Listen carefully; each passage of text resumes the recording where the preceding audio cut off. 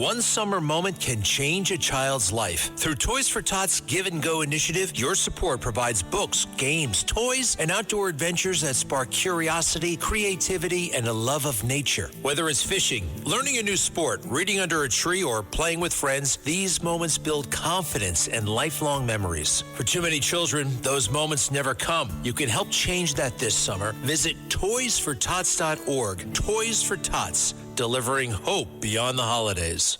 On July 16th, The Hawk lands on Netflix. From the mind of Will Ferrell. Oh, mama, I'm back! Comes a new original series. Get ready, get ready. That's it. Did I stutter? When an iconic pro golfer Lonnie, Honky! takes one last swing at greatness, you were a big shot golfer. I still am a big shot golfer. no one Dad, I'm the honk now. will stand in his way. That's how it's done. The Hawk, only on Netflix, July 16th. In the squadron, they called him Bullets, but we call him Greg Kelly. Greg Kelly is on the air on the Red Apple Podcast Network. Greg Kelly is somewhere in America, but he's not in New York City right now. He's got the day off. I'm James Flippin, filling in for him on the Greg Kelly Show. And happy 250, everybody. How about another 250 for these United States? I hope everybody had time to appreciate this great nation this past weekend. Maybe it was with a cookout of some kind, or you went to a fireworks show. Time spent with family and friends, hopefully. We know that Mayor Zohran Mamdani's wife wasn't in town to celebrate America 250. She jetted off somewhere for some kind of retreat. But for the rest of us that were here in the good old USA, it was a pretty special chance to celebrate 250. And hey, in about an hour's time, one of the newest voices on this station, Michael Cohen, will be joining you. And he's going to be a guest with Dominic Carter as they discuss his transition to radio host here at 77 WABC. And yeah, Greg Kelly unable to be here. And it's pretty fitting that I believe he's in Philadelphia right now. It's kind of an appropriate spot post July 4th, right? And since we are technically past the LGBTQ month of June, I'm allowed to fill in as host. That's per the Greg Kelly Show bylaws. As last month, I would not have been able to, but this month I am. And I was walking in today to the station, and I saw two young sailors in their dress whites on 3rd Avenue. And a man that was walking alongside me on the sidewalk said to them, "Thank you for your service." And they kind of silently smiled and sort of tipped their cap. And I thought to myself, Greg Kelly would not have liked that. Am I wrong in saying that? I feel like he doesn't like the "thank you for your service" thing. And he's also talked about how he's not so sure about some of the PTSD stuff. And I kind of like the idea of stopping and saying to somebody, "Thank you for your service." And maybe it doesn't always have to be around July 4th or Memorial Day or Veterans Day, but those seem rather appropriate. And I think I've been kind of swayed by guys like Greg Kelly not to stop and say, "Thank you for your service." But we should. I mean, really, why shouldn't you say it? But not just to service members. Why not say it to police? Why not say it to firefighters? Why not say it to teachers? I mean, you could say it to your local bodega shop owner. "Thank you for what you do." It doesn't have to be service, but in some ways it is. You know, I say to the other side of the glass, Justin and Lou, "Thank you for what you do." It's an acknowledgement of what we do for each other as a society. And, you know, Saturday night, my husband and I kind of walked around our neighborhood because it was hot, but it was kind of cooling off a little bit after the rain. And there were all these fireworks going off, and we were feeling very kind of patriotic and appreciative and just wanting to get out into the world, right? Be a part of all that. We weren't going to a fireworks show, so it was kind of home and just hanging out, but chance to walk in the neighborhood. And I just felt so, I'm not being trite or coy here. I'm not trying to be cloying. I'm trying to be legit. The fireworks were going off. I was in my hometown, a place I had a chance to own property, a place where I've been growing my career alongside my family. I just felt so grateful. I thought a lot about my grandparents. I thought a lot about my family. And then you had this really embarrassing speech from Mayor Mamdani the day before July 4th on Friday. And I don't want to hate this guy. I know that it's kind of par for the course when you do right-wing talk radio that you just can't stand Mayor Mamdani. But, he's similar in age to me. Seems like a nice enough guy. Maybe on like a personal level, I wouldn't hate him. He's a Knicks fan. He's a Mets fan. But his politics and his twisted sense of history, you just kind of get the sense that it's really a deep part of who he is. And maybe that's just him playing a good role on screen. Maybe that's just him doing his job as a politician. But he seems like someone who's got just a darkness around him when it comes to that twisted sense of history. And I find it something that I'm pretty resentful of. Because that speech that he gave on Friday, he talked about the United States of America as if he knows it really well. As if he really knows that history deep down. As if he really has some sense of identification and understanding of it. And then he hauled off and started talking about how the powerful operate in the U.S. How it's some opportunity for the trafficking of supremacy or whatever D-bag way of saying it that he had. And yet it's so untrue to what this country really is.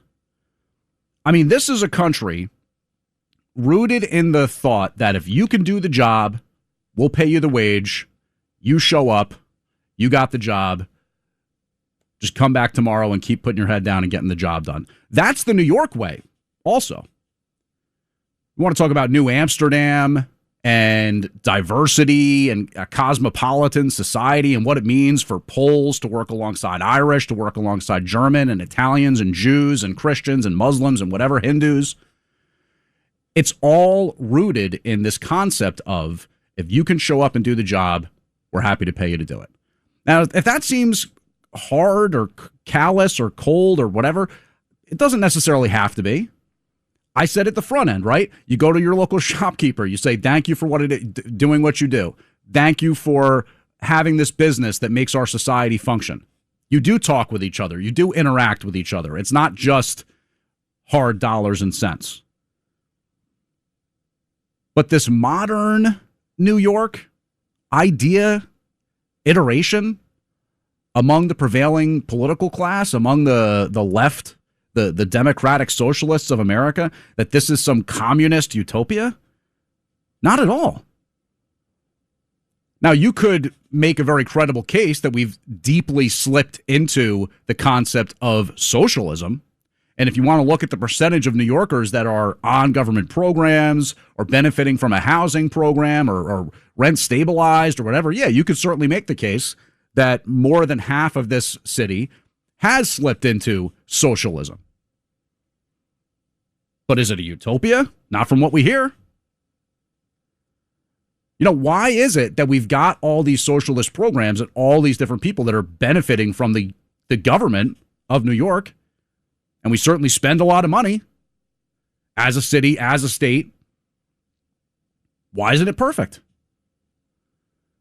Why is more socialism going to accomplish what it is they aim to accomplish? The truth is that it's not. And if you study history, and if you study the Soviet Union and North Korea and China and all these different places that have slipped into outright communism, it's never pretty.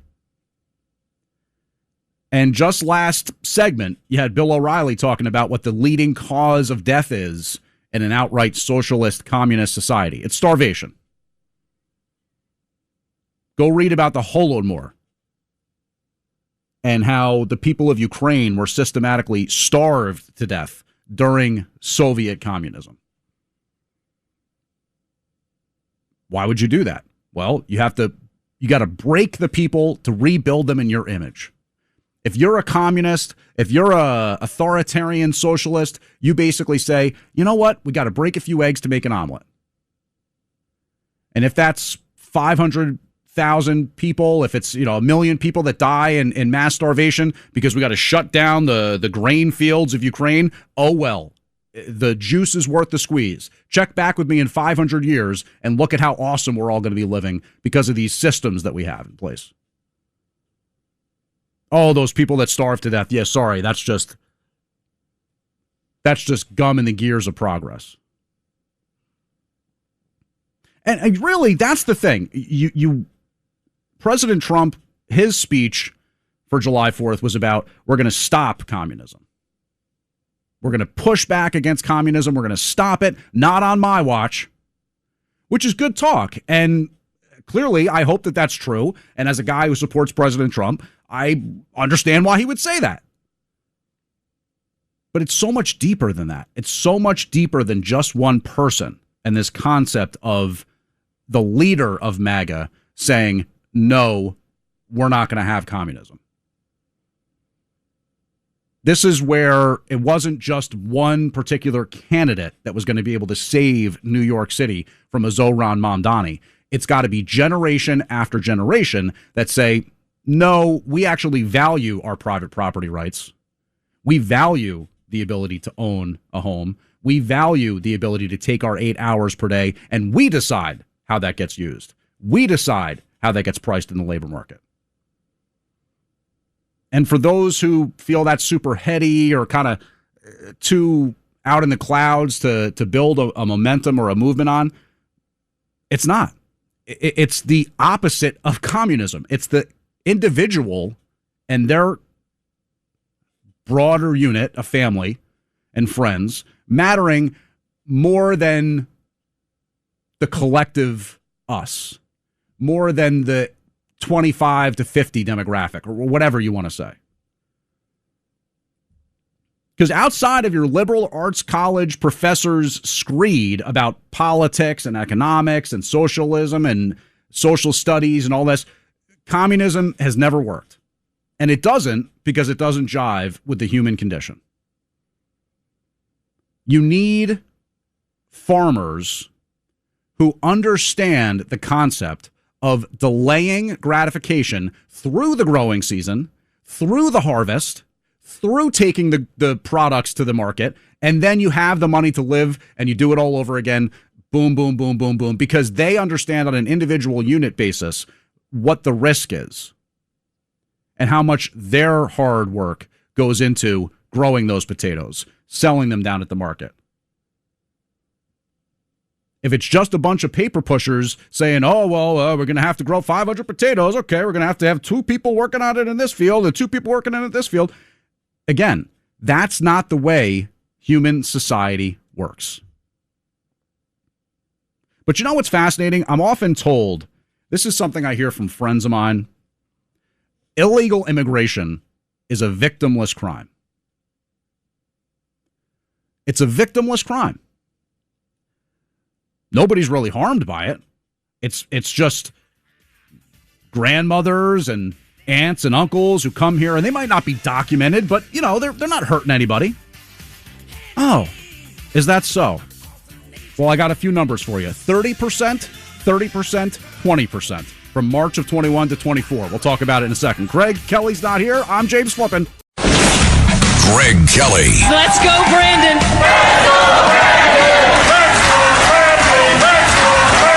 On the Red Apple Podcast Network. This is going to be an extremely busy month. I have to watch 104 soccer games, follow the pregame, the postgame, yell useless opinions at the TV. It's a lot. So I knew that when it comes to screening for colon cancer, the choice was clear. The Cologuard Plus test. It can be used at home and can only take 15 minutes, so I can do it during halftime and not miss any action. If you are 45 or older and at average risk, ask your healthcare provider about screening for colon cancer with the Cologuard test. You can also request a prescription at Cologuard.com. Greg Kelly. On the Red Apple Podcast Network. James Flippin in for Greg Kelly on this Monday after July 4th weekend. Yeah, Fowler in Balogun not born in a small town. He was born in Brooklyn. Had to look up how this particular individual was eligible to play for the United States of America soccer team. Well, it turns out that his parents, who are originally from Nigeria, lived in London, lived in the UK, and they came to the US for a visit when mom was about 7 months pregnant.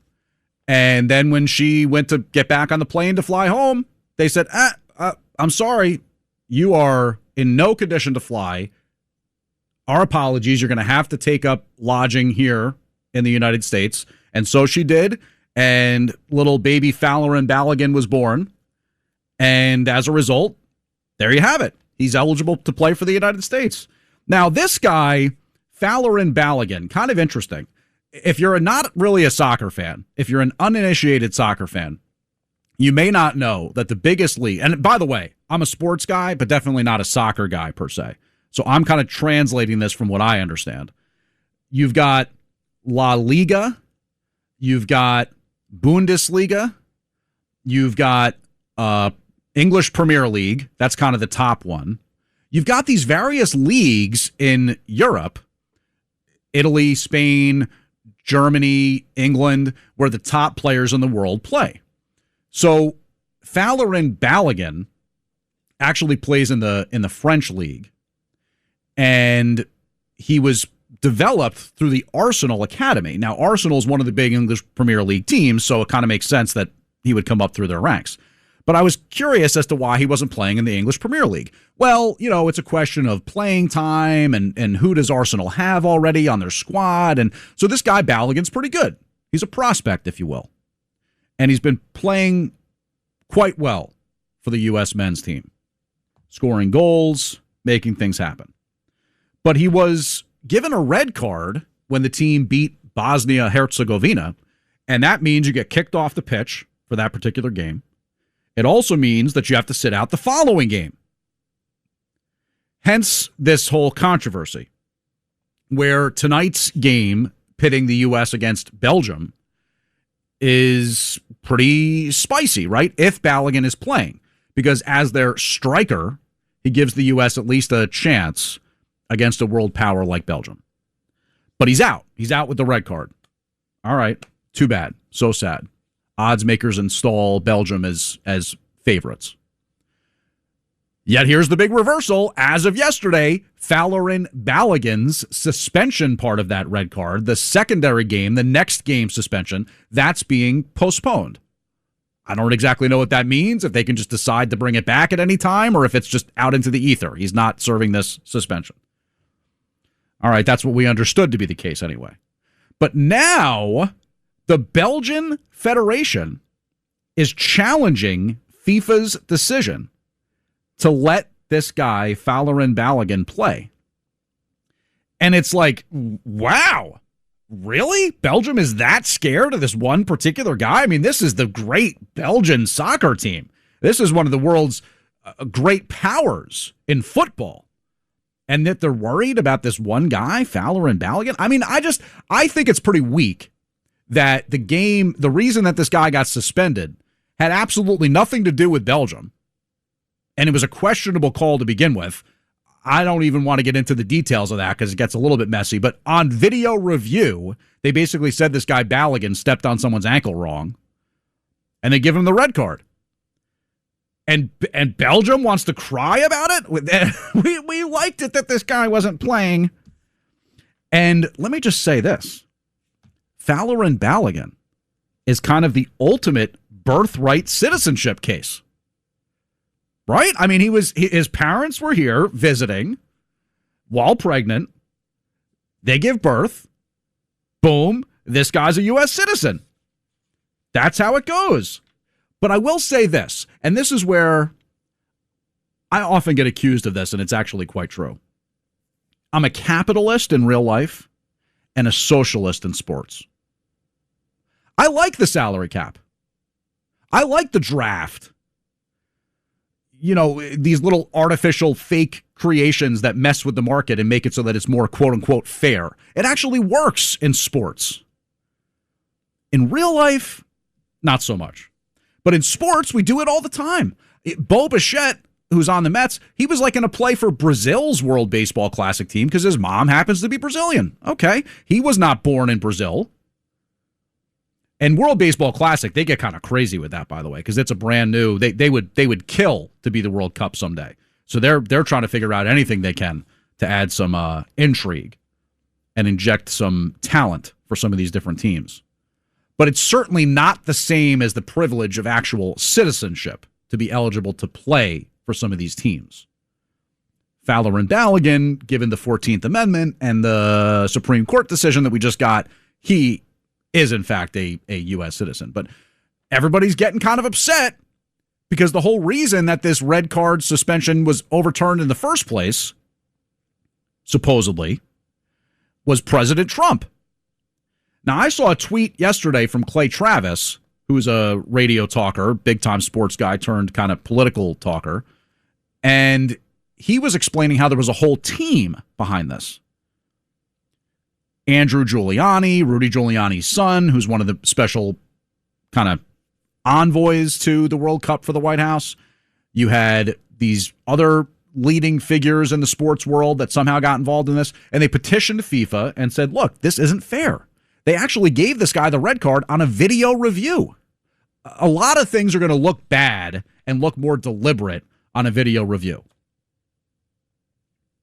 Now, as far as whether or not FIFA should have overturned the suspension, that's hard for me to really know the ins and outs of it. I've saw a lot of different opinions on whether or not it should have been a red card, whether or not it should not have been. You know, if other players are given special treatment, like Ronaldo, and I guess he was given some sort of clemency for a special red card that he got. I don't know. I mean, this stuff gets a little bit technical and a little bit in the weeds. But I will tell you this much.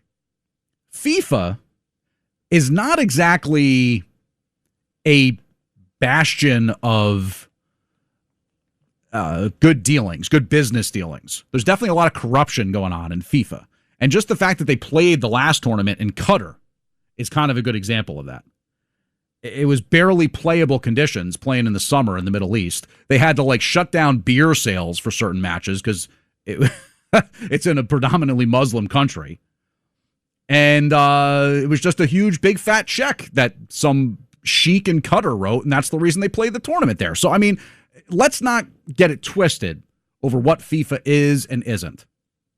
And maybe in terms of the opportunity to have a big-time match with the host country, and you had a questionable decision to begin with over whether or not this guy actually should have been suspended, maybe they said, yeah, you know what, it's not such a bad idea to let this guy play.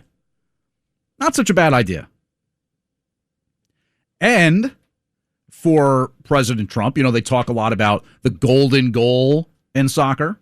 I think that's when you're playing in extra time, and it's almost kind of like a sudden death type thing, the golden goal. Well, this was a golden phone call for President Trump. It was a perfect phone call, just like he's made in the past. And in this case, it led to Balogun being able to play tonight in Seattle. And, I don't even know. I have not necessarily gotten caught with the soccer bug, with the soccer fever.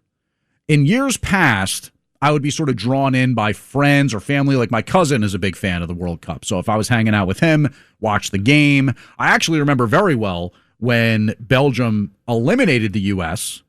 in 2014, and a guy who still plays for them to this day, Lukaku, had one of the big goals for Belgium. So he'll probably be a factor tonight. Mention this before we hit the break. And by the way, I'm James Flippin filling in for Greg Kelly. And Dominic Carter is going to have you the next hour. Before we hit this last break, I was talking about this. There's often a lot of discussion amongst people who kind of bend left on immigration, where they'll say illegal immigration is a victimless crime. Oh, the deportation stuff that President Trump has going on, it's really bad because they're taking janitors who have lived here for 20 years and kicking them out, and nobody wanted that, and that's not fair, that's not right, that's not what the MAGA agenda was promising. And I think for the most part, people tend to agree with that, right? Like if you have lived here as a so-called undocumented person for decades and We can get into the nitty gritty on taxes and use of services and all that. But mostly people get a little bit squeamish when it gets to the concept of those types of people being deported, as opposed to Tren de Aragua and MS-13 and human traffickers and drug dealers and all these kind of people that really we know that's what ICE, for example, is focused on. But this study from the Fed, I believe it was the Fed that published it. Yeah, the Federal Reserve Working Paper finds that a surge in illegal immigration during the Biden White House triggered higher home prices and rents. Matter of fact, their economists estimate unauthorized immigrant worker flows accounted for about 30% of home price growth, 20% of rent growth in the average metropolitan area between March of 2021 and March of 2024. Now, that doesn't mean that those home prices grew by 30%. It doesn't mean that rent grew by 20%. This study is saying of that growth, 30% or so can be attributed to illegal immigration. Okay. Anybody who's lived in the tri-state area since COVID, for example, during and since, how have home prices risen over that time? Pretty significantly. I mean, in some of the towns near me in New Jersey, going back to the couple of years before COVID, let's say, we've experienced 100% price growth. These homes have doubled in price. And now you're telling me, according to this Fed study, 30% of that can be attributed to illegal immigration? So the next time you want to hear, and it doesn't mean you separate all the other factors, right? It doesn't mean you separate the Black Rocks of the world that want to buy up single-family homes and then rent them, and the aggregations of capital, keeping the American dream at arm's reach, and the extent to which just cost of living as driven by government spending makes everything so unaffordable around here. You definitely want to keep your eye on the prize with that. But in terms of the issues that we often hear make home buying unattainable or unaffordable, no longer part of the American dream, all that, 30% of home price growth, 20% of rent growth in a 3-year period. So don't just let people brush that off. You got to talk about that too. So we had a cop shot over the weekend, a very serious injury, early Sunday. There were some officers in an unmarked SUV. It was around 4:10 in the morning yesterday in Crown Heights in Brooklyn. And some car pulled up, and a young 18-year-old guy, I guess, approached this SUV. The cops got out. Shots were fired. And Detective Robert Carroll was struck in the back by a bullet. Apparently, his ballistic vest saved his life.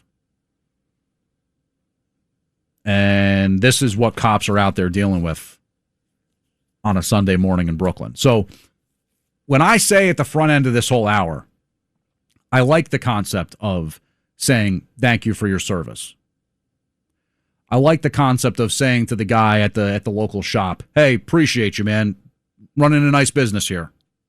Or even just a coworker that you work with and saying, hey, you know what? Thanks a lot for doing what you do. Is it corny? Is it cheesy? Yeah, probably. But the amount of times that you're going to make somebody feel good about what it is they do on a day-to-day basis by saying something like that, I think it outweighs that little bit of uncomfortableness of, oh, this is a little bit cheesy. This is a little bit cloying. Because the difference is everybody being out there on their own thinking, I got an important job to do, and who knows if anybody's appreciating it right now. So I like to say thank you for your service. You know what? There is one group that I very rarely will ever say thank you for your service to, and that's New Jersey Transit. New Jersey Transit just continues to be an absolute disgrace. And I understand that you can't do much about the bad storm we had on Friday, the micro burst that came through with the 60-mile-per-hour winds and trees going down. I saw it with my own eyes. It was an absolute mess, and that's obviously going to cause problems. But can we please replace these overhead wires already? This is like an annual thing for me. I fill in more often than not during summer months. People are on vacation, going out, who knows where, and it's hot out. So these New Jersey Transit catenary wires, the wire that they connect to for the electric service to run the trains around, it sags in heat. It's metallic. The heat, it causes it to expand and sag, whatever, and they can't run the trains properly. At the same time, we're often told that Amtrak, this federal agency, this federal train agency, passenger train agency, they're the ones that run the tracks. So I thought to myself, okay, are we really doing this the right way? Is Amtrak and the money that goes into it and the money that doesn't get put into New Jersey Transit, whatever, are we doing this the right way? Amtrak had an adjusted operating loss in the most recent operating period, 2025, fiscal year 2025, an adjusted operating loss of $598.4 million, which is a 15% reduction from the previous year. Oh, good. So they lost $705 million in 2024. What could we do with that those millions of dollars? Maybe we could get rid of the overhead wires. It is possible to run trains without doing those. You could have the little third rail. New York City subway does it. Long Island Railroad uses it. Let's get away from the overhead wires. That would be a really good idea, I think. And the losing $598.4 million, maybe there's a better way we can do it. I'm as in favor of Americana as the next guy. But taking a train across America? Come on, is anybody doing that? No. We're flying, we're driving, but we need the commuter trains. I'm James Flippin in for Greg Kelly. And we got Dominic Carter coming up next hour. In about a half an hour, Michael Cohen will be joining us here on 77 WABC. And we will talk about this ongoing World Cup situation when we come back here on 77 WABC. I'm James Flippin. Greg Kelly on the Red Apple Podcast Network. Need a laptop that's built to perform and designed to last all day? Select Windows 11 PCs starting at $499.99 are now at Best Buy. Learn more at bestbuy.com. Best Buy. Imagine that. Greg Kelly, entertaining and informative on the Red Apple Podcast Network. Americans must never forget that we are a historic and heroic people with a heroic spirit and a heroic purpose on this beautiful earth of ours. We are made the courage and the fire and the flesh and the blood of the best and the bravest people this world has ever produced. We are the bravest and the best. Tonight we pledge allegiance to the flag they gave us, and we say, God bless the immortal patriots of 1776, and long live the cause of independence. And that flag was still there, President Trump. His speech from over the weekend celebrating 250 years of American independence. And despite what Mayor Zohran Mamdani might like to have said in that speech, the powerful and the supremacy and all this kind of stuff, don't forget, never forget, what those men who signed the Declaration of Independence and what their families and what their wives and sons and daughters and brothers and sisters went through once they put pen to paper and signed that Declaration of Independence. They were putting their lives on the line. It was a death warrant. It was not theoretical. The fighting had already started at that point. Lexington and Concord was April of 76. You had a massive fleet that had arrived in New York Harbor, ready to crush the resistance. And yet on July 4th in Philadelphia, they signed that document saying, come get some. And Young Washington was a film that came out over the weekend talking about the adolescence of George Washington and I guess his time during the French Indian War and his time as a young military commander. I would definitely like to check that out. But I was also thinking that it's kind of a shame. You know, they've had him for TV. They've done some good like TV miniseries about George Washington and stuff like that. But I would like to see one of those modern biopics, like those modern, like a Daniel Day-Lewis type, take a run at playing George Washington in a film. And as far as the Fowler and Balogun thing, and just me being kind of astonished that Belgium's astonished because they're appealing this decision about the red card thing. It was an interesting post I saw from this woman, Ellen Carmichael, who writes for Lafayette Co. and Men's Symposium. She was saying how the European mindset is often to sort of accept or expect victimhood, that you should anticipate things not going right, that you should anticipate something screwing you over, if you will. And here in the United States, it's really quite the opposite. If we're wronged, if we're somehow subjected to something that doesn't feel fair, we push back against it. Thanks for listening to The Greg Kelly Show. You can hear The Greg Kelly Show weekdays at 12:15 on 77 WABC. If you like the podcast, share it with your friends and listen anytime at WABCRadio.com and download the WABC Radio app. Hit that subscribe button on all major podcast platforms. Plus, follow WABC on social on Instagram, TikTok, Facebook, and X. See you next time for a new episode so you never have to wonder. What the heck is going on here?